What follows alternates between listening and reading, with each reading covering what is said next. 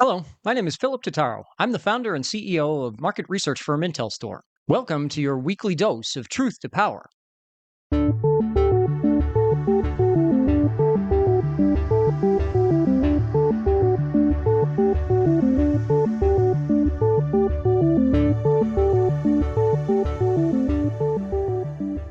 Truth to Power examines data driven insights for the energy sector with a focus on renewables. On this week's episode, I'm going to discuss the commercial implementation of new solar technology, which will unlock a repowering and efficiency revolution that could double the amount of solar power used on the grid. Solar PV just crossed a major threshold at the end of 2025. They now have more than 2 terawatts of global installed capacity. China comprises almost 50% of that total global installed base. Solar PV is on track to achieve 3 terawatts of operational capacity by 2030 as the world continues on the path towards 100% renewables in the power generation industry by 2050. In late 2021, solar PV achieved a major milestone by beating both natural gas and petroleum on the global average for levelized cost of energy. Since then, prices for solar PV have ticked up, but it hasn't slowed down the capacity additions since the global average capital cost of installing has dropped to $690,000 per megawatt. As we look beyond 2030 and anticipate the next steps for the global solar PV market,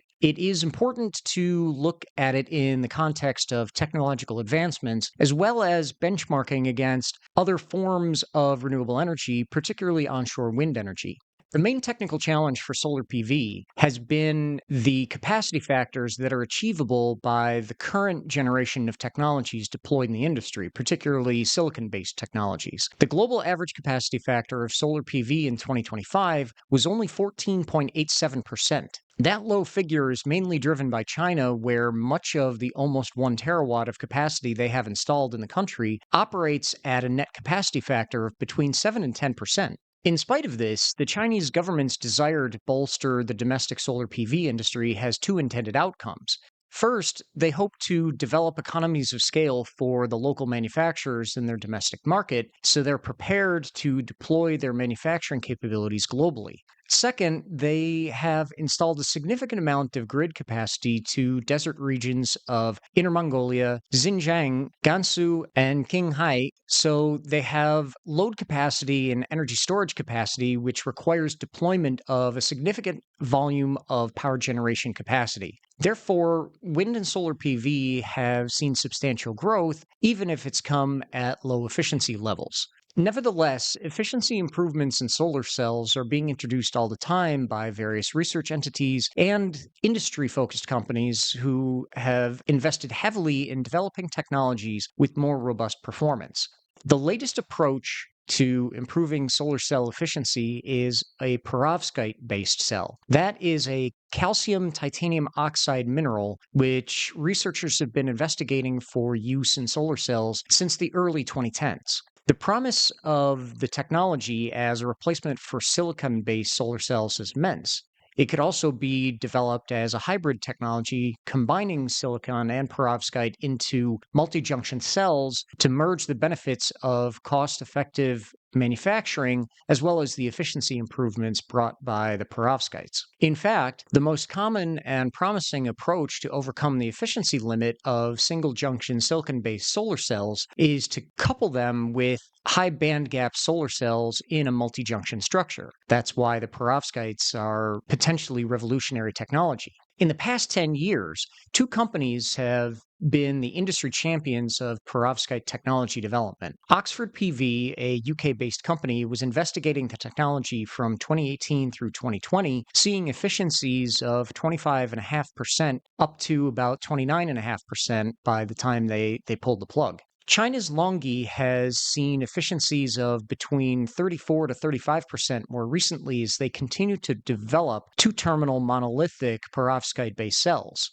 Currently, Triple junction solar cells based on the 3-5 semiconductor materials, the group 3, group 5 semiconductor materials, if you're not familiar, have a record power conversion efficiency of more than 40%. However, these multi-junction solar cells were developed for space applications to power satellites or space stations. The exorbitant production cost of the 3-5 based solar cells makes them largely unsuitable for terrestrial power generation applications.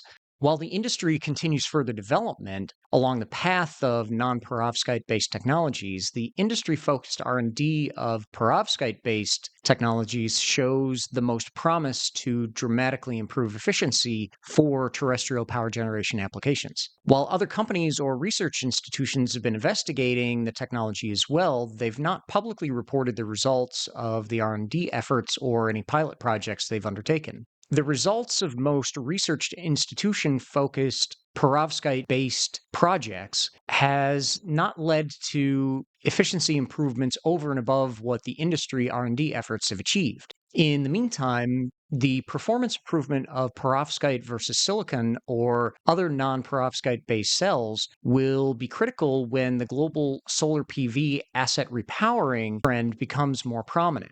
With the bulk of the global solar capacity having been installed in the past 15 years, there will be a time within the next 5 to 10 years when solar PV asset repowering will need to be undertaken. Repowering provides new life to a project while leveraging the existing electrical and mechanical infrastructure. Racks and trackers, as well as the existing cabling and inverters, are already installed at a project site. Other than the panel replacement themselves, project sites would likely require few other upgrades to accommodate the solar panels comprising perovskite-based cells.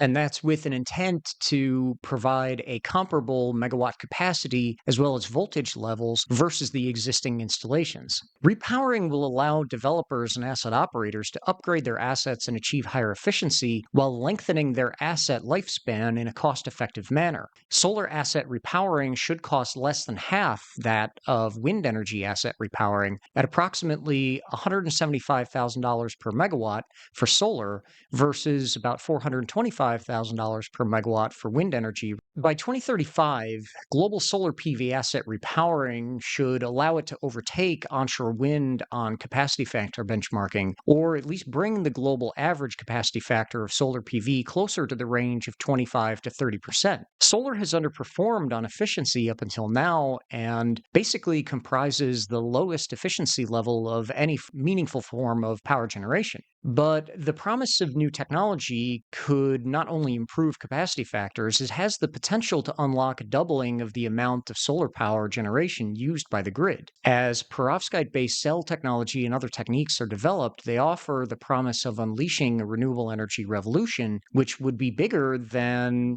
when the world adopted hydropower for utility power generation almost 2 centuries ago. In the future, we'll look at manufacturing capabilities of perovskite-based cells or hybrid cells, including silicon, so stay tuned for another episode of Truth to Power. In the meantime, thank you for joining me this week. I'm Philip Totaro, and this has been your weekly dose of Truth to Power. Please follow us on IntelStor's YouTube channel as well as your favorite audio platforms.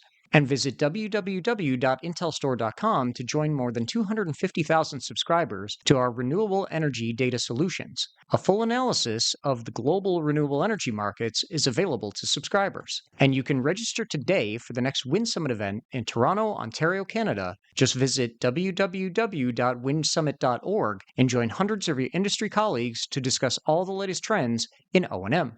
We hope to see you there.